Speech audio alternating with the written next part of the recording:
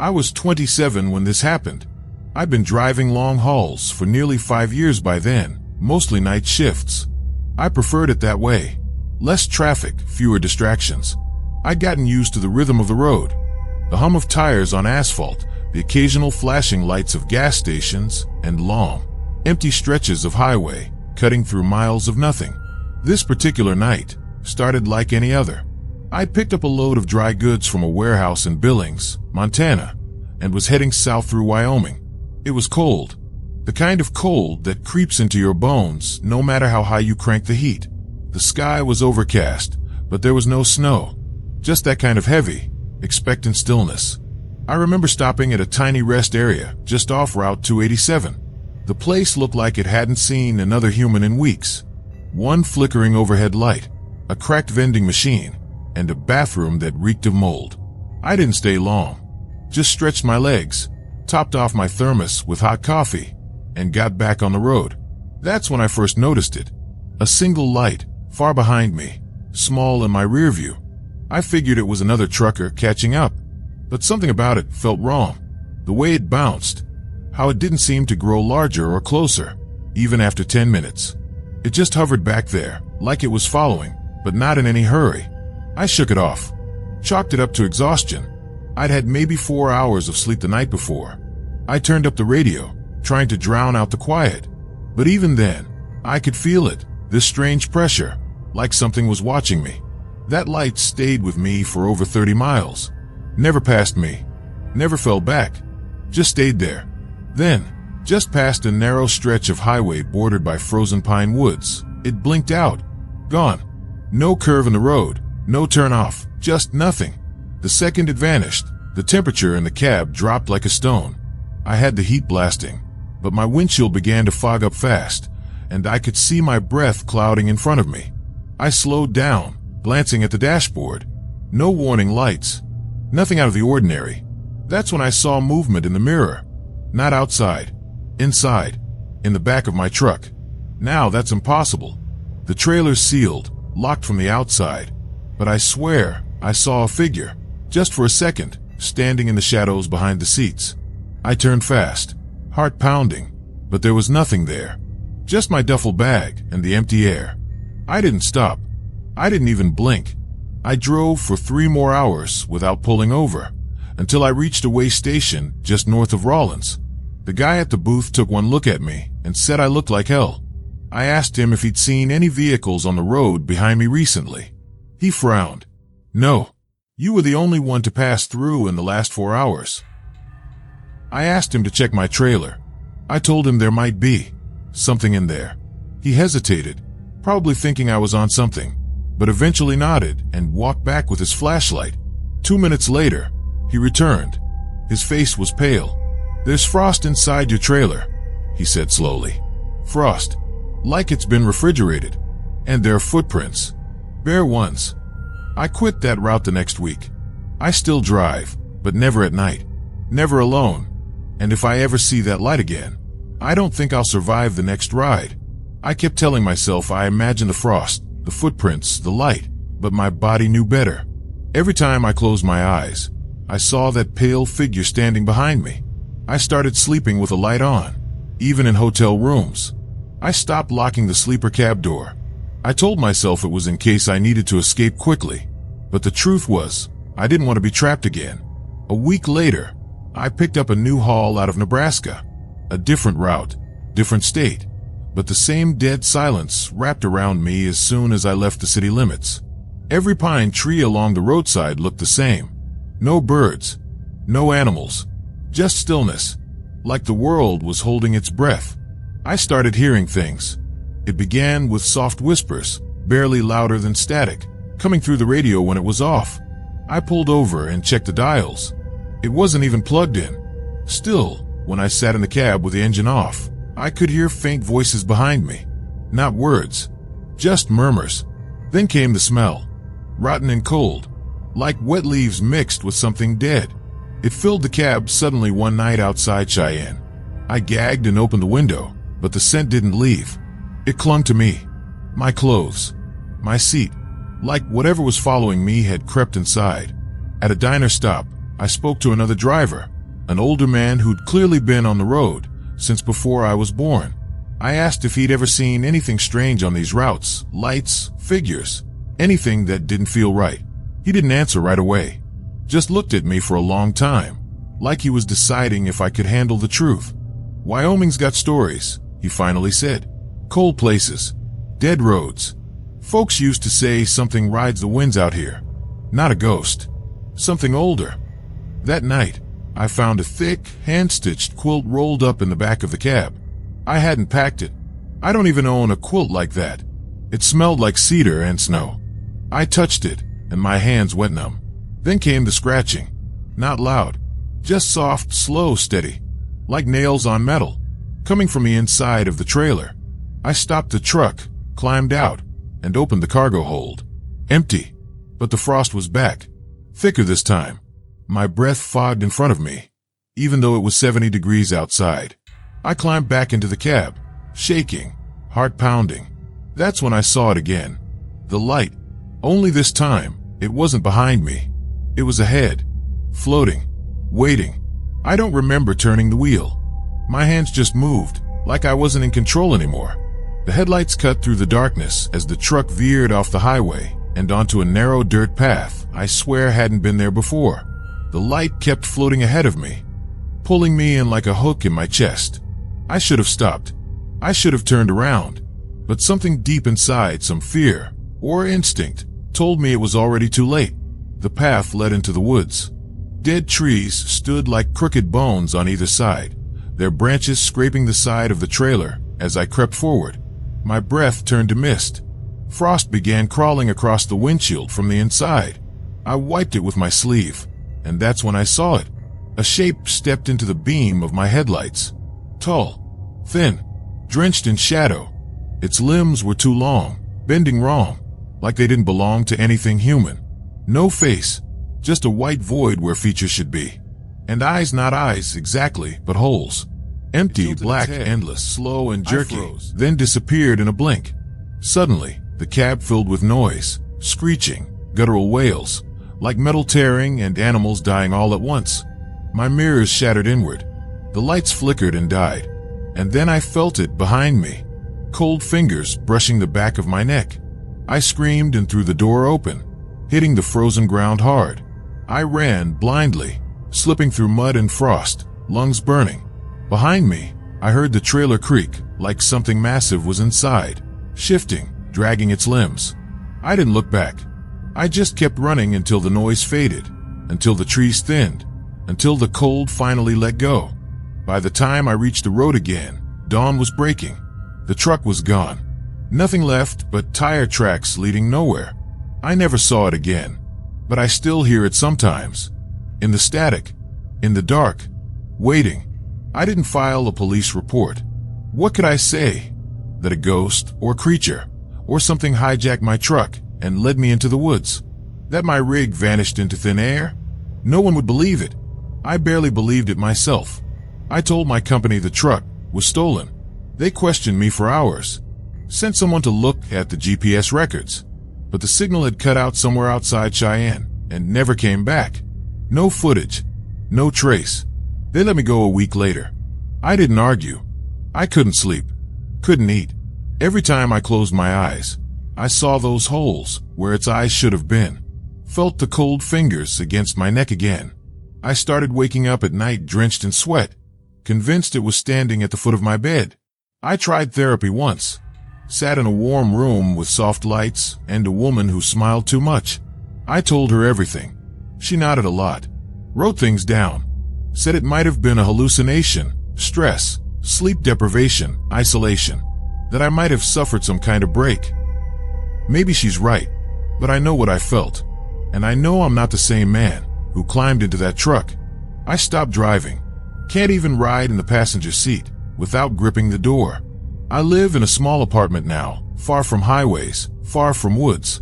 No mirrors in the house. No radios either. But sometimes, when the air gets too still and the night feels too long, I hear it. Not outside. Not behind me. Inside. Like whatever was never left. Like it came back with me. And it's just waiting for the right time to finish what it started. I survived, if that's the word for it. I'm still breathing, still moving through each day, but something inside me isn't whole anymore.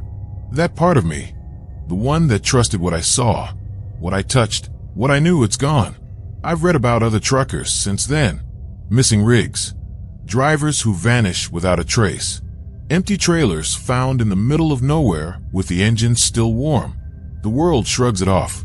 Weather, foul play, people crack under pressure. But I wonder how many of them saw what I saw. How many followed that floating light, thinking it was just another pair of headlights until it was too late. I think the road hides things. Things older than us. Things we were never meant to understand. People talk about ghosts like they're just sad spirits stuck between worlds. But what followed me wasn't lost. It knew exactly where it was going, and it wanted me to see it. Sometimes I think it didn't want to kill me. It wanted to be seen, to leave something behind in me. A reminder, a stain. And it worked. I don't talk to my family anymore. I can't explain why I flinch when the lights flicker or why I unplug every electronic before I sleep. I've become a shadow of who I was. But the worst part? The thing I try not to think about. The quilt. I burned it the night I got home. Watched the flames curl around it until it turned to ash. And yet, last week, I found it again. Folded neatly at the foot of my bed. Cold as ice. Still smelling of snow. Still waiting. It was mid-January, and the roads through northern Arizona were slick with black ice and silence. The kind of silence that isn't peaceful, it's hollow. Dead. I was running a solo haul from Flagstaff to Albuquerque, driving a refrigerated trailer full of meat. I'd done the route before, but this trip felt off from the beginning. The skies were overcast by noon, and by dusk, a fog had rolled in so thick I could barely see 10 feet past my headlights. I passed a green sign, mile marker 313, and noted it more out of boredom than anything else. Then the CB crackled, but no one said a word, just static. And beneath the static, breathing. Heavy. Wet. Not mine.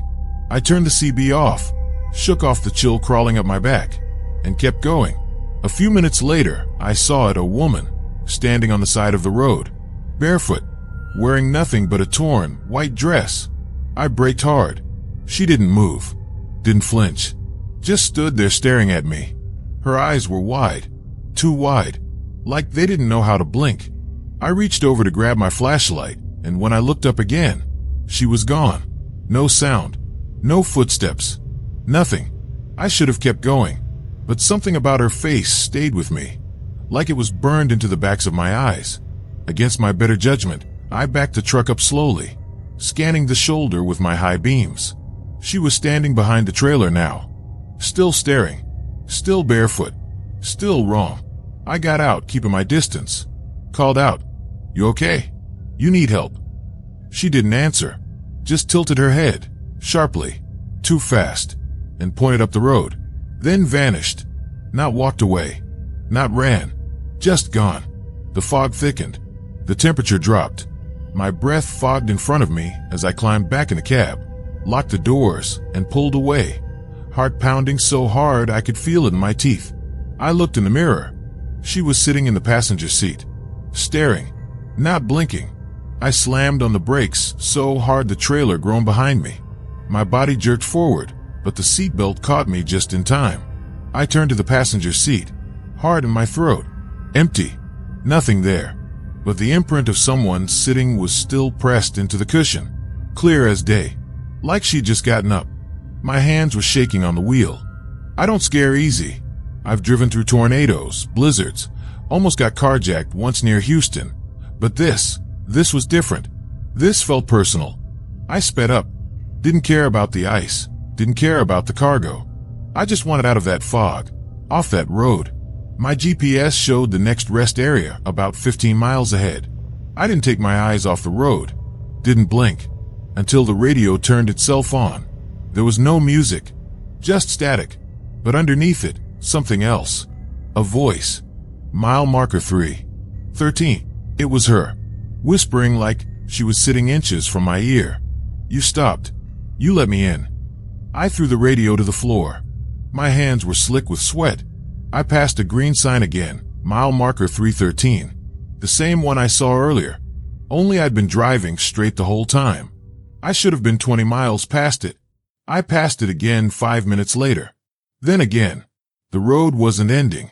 I was trapped in a loop. Fog everywhere. No other cars. Just me, the whispering static, and that green sign repeating like a curse. Then the lights went out. All of them. Headlights. Dashboard. Everything. I was plunged into blackness while still moving 50 miles an hour. I yanked the wheel, felt the truck skid. Wheels grinding across frozen asphalt. Something slammed against the cab door from the outside hard. It didn't sound human. It sounded like bones hitting metal. When the lights flicked back on, I was parked. Engine off. Trailer doors wide open. And on the inside wall of the trailer, written in frost, were the words, "I never left." I stared at those words for what felt like hours, the engine still dead, the air so cold I could see every breath hang in front of me like smoke. My trailer was empty. The meat? Gone. Not stolen, gone. No blood, no mess, just long, frozen claw marks etched across the aluminum walls. I didn't even remember stopping. My knuckles were locked around the wheel like I'd been gripping it through a nightmare. My hands were blue, numb. The radio clicked on by itself again. More whispering, but now it was different, closer, faster, like something was circling me, hissing from every direction. I turned it off, then ripped the whole unit out and tossed it on the floor. That's when I saw her again. In the mirror, she was crouched on top of the trailer. Her hair hung down in dripping strands across her face, skin pale and cracked like old porcelain. She tilted her head, those two wide eyes meeting mine through the reflection. I didn't wait. I floored the ignition, prayed it would start. By some miracle, the engine roared back to life. I didn't check the road, didn't look in the mirrors. I just drove, faster than I should have. The fog broke about 5 miles later, like I'd crossed some invisible threshold. When I finally reached the next gas station, I stumbled out of the cab, pale and shaking. The guy behind the counter asked if I was okay. Said I looked like I'd seen a ghost. At me, confused. I told him I was fine. "You sure?" he said. "You're bleeding, man." I looked down. 3 long scratches ran down my arm, through my jacket, through my skin. I hadn't felt a thing. I stood there, staring at the blood soaking through my sleeve. It wasn't a cut, it was deep, like something had reached through me. The clerk offered to call someone. An ambulance. The police. I told him no. I don't even know why. Maybe I was afraid of what they'd find. Or maybe I knew no one could help. I cleaned myself up in the grimy bathroom at the station. The scratches weren't bleeding anymore, but they burned. Like frostbite, or worse. When I came back out, my trailer was locked again. Tightly sealed. Just like I'd left it back in Flagstaff. I hadn't touched the doors since I found them open. The meat was back inside. Stacked perfectly. Frozen solid. As if nothing had ever happened. I opened one of the crates to make sure I wasn't losing it. Everything was there. Except one slab near the bottom wasn't meat. Not the kind that's meant for shipping. It was a chunk of ice. And inside it, pressed beneath the frost, was a woman's face. Mouth open. Eyes wide. Like she'd been screaming when it froze. I shut the crate and slammed the trailer doors without saying a word. That was the last haul I ever ran through Arizona. I told dispatch I wasn't safe on the roads anymore. That I was having blackouts. Panic attacks. I didn't tell them the truth. That I brought something back with me. Something old. Now I drive local routes. Daytime only. No mountains. No forests. I keep mirrors covered in my apartment. I unplug the TV before I sleep. But some nights, when the fog creeps in around streetlights, I swear I hear her voice in the walls. And when I wake up, the scratches on my arm are fresh again. I started keeping a journal. Not to make sense of it. There's no making sense of her. But to remind myself that it really happened. That I didn't imagine it. That the blood was real. The face in the ice was real. And now I think. I wasn't the first. A month after that run, I went looking. Online forums, old trucking boards, urban legend sites. Buried in some forgotten thread from 2009, I found a post. One sentence, no replies. Anyone else stuck on 313? No context. No signature. Just that. Then I started noticing patterns. News clippings about drivers disappearing on that stretch of highway. One man's rig was found abandoned a few miles past mile marker 313. Lights on. Engine cold. Trailer empty. No driver. Never found. His name was scratched into the paint on the inside of the trailer door. The thing is, I never drove past mile marker 313. I saw it, over and over, but the GPS never tracked beyond it. It was like I was stuck in a place that didn't exist. Now I keep my phone off at night. Any static, I unplug everything. And I never drive through fog anymore. Ever. I don't even care if I'm late. Because once, last week, I was helping a buddy unload his freight after a short haul. Just standard work. Laughing, joking, back to normal life. He opens the trailer door, and I freeze. Taped to the inside wall, half covered in frost, was a torn strip of white fabric. Looked just like part of a dress. No one else noticed it, but I did. And on the steel panel behind it, faint but carved deep, was a message. You stopped again. I didn't say a word. I just walked away. Because I know now. You don't find her. She waits. Back in 2016, I took a long haul from Denver down through New Mexico. Most of it was clean, open highway, but there's a stretch near Las Cruces that always made me uneasy. Dusty hills, broken fences, and gas stations that looked like they hadn't seen a customer in a decade. That stretch had a silence to it, like the land itself had forgotten how to make noise. It was just after 2 a.m. when I passed exit 129. The sign was rusted over, barely readable, with half the letters peeled off. There was no town name, no services listed, just an arrow pointing into the dark. I remember thinking how weird that was. No exit should be that empty. But as soon as I passed it, my truck began to slow. No warning, no dashboard lights, just a sudden, unnatural drag, like I was hauling a mountain behind me. I pressed the gas, nothing. The engine didn't stall, but it felt like something was pulling against me. I pulled onto the shoulder, flicked on the hazards, and stepped out to check the rig. It was dead quiet. No bugs, no wind, no distant traffic, just the ticking of my engine cooling off. That's when I heard footsteps, soft, crunching against the gravel, approaching from behind the trailer. I called out, thinking maybe a state trooper had pulled up without me noticing. No response. I walked around to the back of the trailer, heart pounding. No one was there, but the doors were open, and they shouldn't have been. Inside was pitch black, colder than the desert air should have allowed. I couldn't see anything past the first few feet, but I swear I heard something breathing in there. Slow, deep, wet. I shut the doors hard, locked them, and got back in the cab. That's when I saw her. A girl, no older than 10, standing in the middle of the road ahead. Pale skin, long black hair soaked like she'd just come out of a river. She raised one hand and pointed directly at me. Then my engine turned off by itself. Everything inside the cab died with the engine. The dashboard lights blinked out, the radio went silent, and even the interior light faded like a dying breath. I was swallowed in thick darkness. Only the girl ahead, somehow glowing faintly under the moonlight, gave me any sense of where I was. I tried to restart the engine. Nothing. Not even a click. She didn't move. Just kept pointing. Then I heard a soft tap tap tap on the passenger window. I turned so fast my neck cracked. There was nothing there, but the glass was fogging up from the outside, like someone was breathing against it. A shape started to form in the condensation, 5 long fingers dragging slowly down the glass. I lost it, grabbed the flashlight from the glove box, and bolted out of the truck. My boots hit the gravel hard, and I ran around to the front of the cab.